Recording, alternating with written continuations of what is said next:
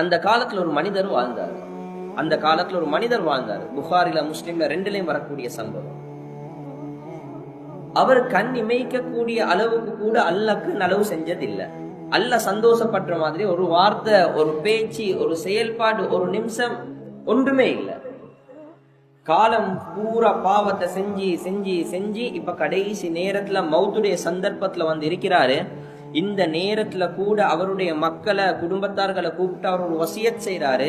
நான் மௌத்தா போயிட்டேன் என்று சொன்னா என்னைய நீங்க கொண்டு போயிட்டு புதைக்கவானாம், அடக்கவானாம், மாற்றமாக நெருப்புல பத்த வச்சு ஏண்ட சாம்பலை எடுத்து அரவாசி கடல்ல மத்தரவாசி கரையில தூக்கி வீசிட்டு வாங்க. வாப்ப கிட்ட மார்க்கம் இல்லைன்னு சொன்னா புள்ளைல் கிட்டையும் மார்க்கம் இருக்கிறார். எனவே இந்த புள்ளையில என்ன செஞ்சாங்க, குடும்பம் என்ன செஞ்சிச்சு, இவர் மௌத்தா போக்கல செஞ்ச வசியத் ஹராமா ஹலாலா சரியா பிழையா பாக்கல்ல, கொண்டு போயிட்டு பத்த வச்சு போட்டுட்டாங்க. சாம்பலை கொண்டு போயிட்டு கடல்ல, அரவாசி சாம்பலை கொண்டு போயிட்டு கரையில தூக்கி வீசிட்டு வீட்டுக்கு வந்துட்டாங்க. ரிவாயத்துடைய தொடர்ச்சி நபி ஸல்லல்லாஹு அலைஹி வஸல்லம் அவங்க சொன்னாங்க, அல்லாஹ் சுப்ஹானஹு வ தஆலா இல்லாமையிலிருந்து உருவாக்க சக்தி பெற்றவன். ரெண்டாவது தடவை அந்த சாம்பல்களை ஒன்று சேர்த்து ஒரு மனிதனை எழுப்பாற்றுறது அல்லாஹ் கொண்டு பெரிய விஷயம் இல்ல. கடலுக்கு கட்டளையிட்டான், சாம்பல் எல்லாத்தையும் கொண்டு போயிட்டு பூமியில போடு. காத்துக்கு கட்டளையிட்டான், பூமியில இருக்கக்கூடிய சாம்பல் எல்லாத்தையும் கொண்டு வந்து இந்த சாம்பலோட சேர்த்துடு. ரெண்டாவது தடவை அந்த மனிதன் அல்லாஹ் நிப்பாட்டி அவனுடைய கோட்ல நிப்பாட்டினான். அல்லாஹ் முதலாவது ஒரு கேள்வி கேட்டான், அடியானே எனக்கு தெரியும் நீ ஆயுள் பூரா பாவம் செஞ்சவன். உனக்கு எந்த ஆயுள தந்தேனோ ஆயுள்ல ஒரு செகண்ட் கூட நான் சந்தோஷப்படுற மாதிரி நீ நடந்தது இல்ல. ஆனா நான் எதிர்பார்த்து கொண்டிருந்தேன் மௌத்துடைய நேரத்துல சரி நீ அஸ்தக்ஃபிருல்லாஹ் என்று மௌத்தா போயிட்டுடுவாய் என்று சொல்லி. ஆனா மௌத்துடைய நேரத்துல கூட நீ ஹராத்த செஞ்சுட்டு மௌத்தா போயிட்டாய், என்னைய பத்தவைன்னு சொல்லிட்டு மௌத்தா போயிட்டாய். ஏன் உனக்கு இவ்வளவு கோபம் என்னையோட? என்ன பிரச்சனை உனக்கு என்னையோட? அந்த அடியான் சொன்ன ஒரே ஒரு வார்த்தை, இன்னமா ஃபஅல்து ذلك من خشية الله.